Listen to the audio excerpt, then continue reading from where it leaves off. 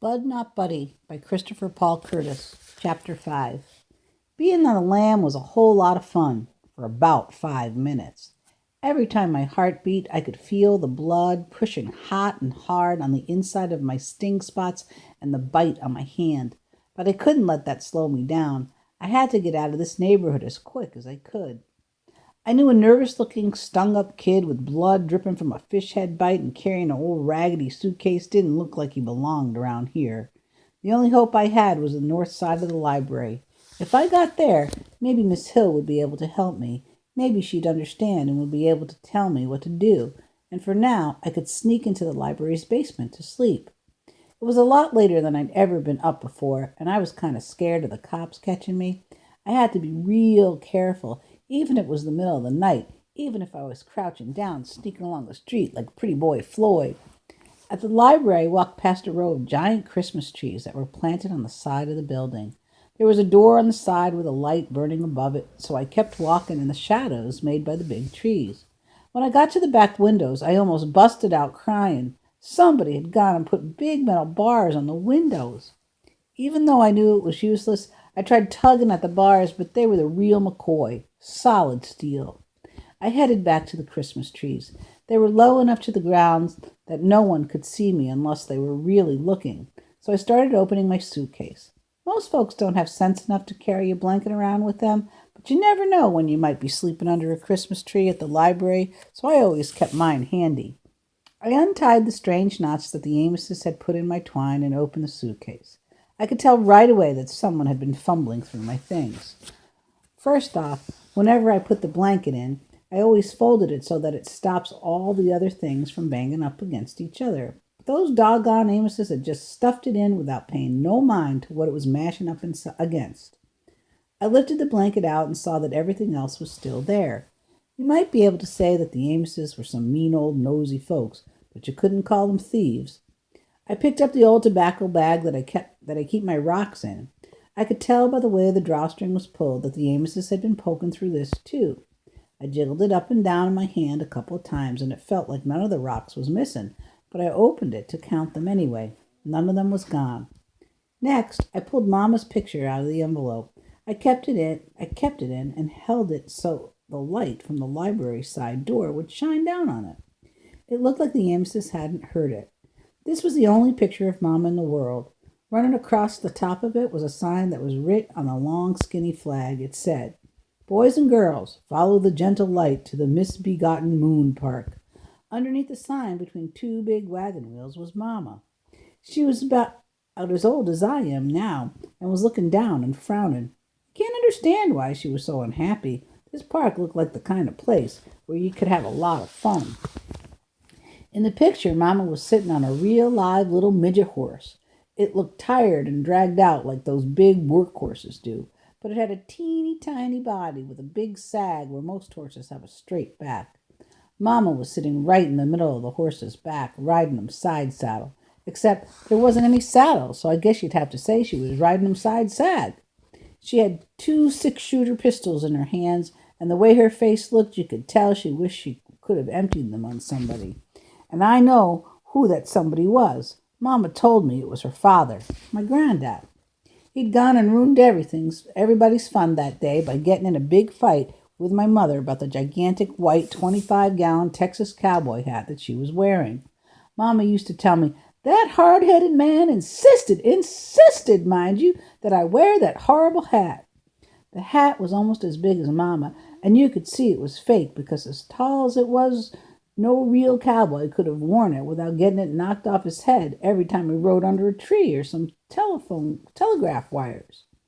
Mama told me that some man used to drag the midget horse all through her neighborhood with a camera, and if your mama or daddy signed a piece of paper, he'd take some pictures of you, then come back in a couple of weeks so you could buy them. Mama wasn't looking like she had rocks in her jaw because the hat was so fake that a real cowboy would have laughed you out of town for wearing it. She was mad because the hat was so dirty. When she used to tell me about it, her eyes would get big and burny, like the whole thing happened the day before yesterday instead of all those years ago. She'd start moving around our apartment real quick, picking things up and putting them back in the exact same spot. "Filth," she'd say about that hat. Absolute filth. Why, the thing was positively alive with germs. Who knows what type of people had worn it? I'd say, I don't know, Mama. She'd say, who knows how many years it had been worn by who knows how many sweaty little heads? I'd say, I don't know, Mama. She'd say, the entire band on the inside was black, and I'm sure it was crawling with ringworm, lice, and tetters. I'd say, yes, Mama. She'd say, and that horrid little photographer didn't care. Do you imagine it ever occurred to him to wash it? I'd say, no, Mama. She'd say, of course not. We meant less to him than that horse he mistreated so. I'd say, yes, Mama. She'd say, but your grandfather insisted. To this day, I cannot understand why, but he insisted. I'd say, yes, Mama. We had that conversation a lot of times. Me and Mama having the same conversation lots of times is one of the main things I can remember about her now. Maybe that's because when she'd tell me these things, she used to squeeze my arms and look right hard in my face to make sure I was listening. But maybe I remember them because those arm-squeezing, face-looking times were the only times that things slowed down a little bit when Mama was around. Everything moved very, very fast when Mama was near. She was like a tornado, never resting, always looking around, never standing still. The only time stuff didn't blow around when she was near was when she'd squeeze my arms and tell me things over and over and over and over. She had 4 favorite things to tell me. One of them was about the picture, and another one was about my name. She'd say, Bud is your name, and don't you ever let anyone call you anything outside of that either. She'd tell me, especially don't you ever let anyone call you Buddy. I may have some problems, but being stupid isn't one of them. I would have added the DY onto the end of your name if I intended for it to be there. I knew what I was doing. Buddy is a dog's name, or a name that someone's going to use on you if they're being false friendly. Your name is Bud, period. I'd say, okay, Mama. And she'd say every single time, and do you know what a bud is? I always answered, yes, Mama, but it was like she didn't hear me. She'd tell me anyway. A bud is a flower to be. A flower in waiting, waiting for just the right warmth and care to open up. It's a little fist of love waiting to unfold and be seen by the world, and that's you. I'd say, yes, Mama. I know she didn't mean anything by naming me after a flower, but it's sure not something I'd tell anybody about.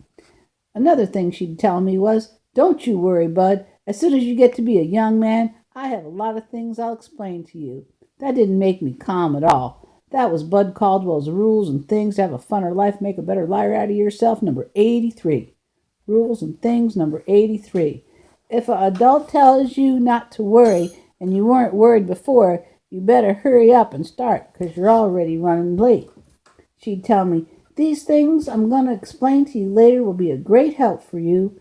Then Mama looked hard in my face, grabbed a hold of my arms real tight and say, and Bud, I want you always to remember, no matter how bad things look to you, no matter how dark the night, when one door closes, don't worry because another door opens. I'd say, what? It opens all by itself? She'd say, yes, it seems so. That was it. Another door opens. That was the thing that was supposed to have helped me? I should have known then I was in for a lot of trouble. It's funny how now that I'm 10 years old and just about a man, I can see how Mama was so wrong. She was wrong because she probably should have told me the things she thought I was too young to hear, because now that she's gone, I'll never know what they were. Even if I was too young back then, I could have rememorized them and used them when I did need help, like right now. She was also wrong when she thought I'd understand that nonsense about doors closing and opening all by themselves. Back then, it really scared me because I couldn't see what one door closing had to do with another one opening unless there was a ghost involved. All her talk made me start jamming a chair up against my closet door at night. But now that I'm almost grown, I see Mama wasn't talking about doors opening to let ghosts into your bedroom. She meant doors like the door at the home closing, leading to the door at the Amos's, opening in the door in the shed, opening leading to me sleeping under a tree, getting ready to open the next door. I checked out the other things in my suitcase, and they seemed okay. I felt a lot better. Right now, I was too tired to think any more, so I closed my suitcase, put the proper knots back in the twine, crawled under the Christmas tree, and wrapped myself in the blanket. I'd have to wake up real early if I wanted to get to the mission in time for breakfast. If you were 1 minute late, they wouldn't let you in for food.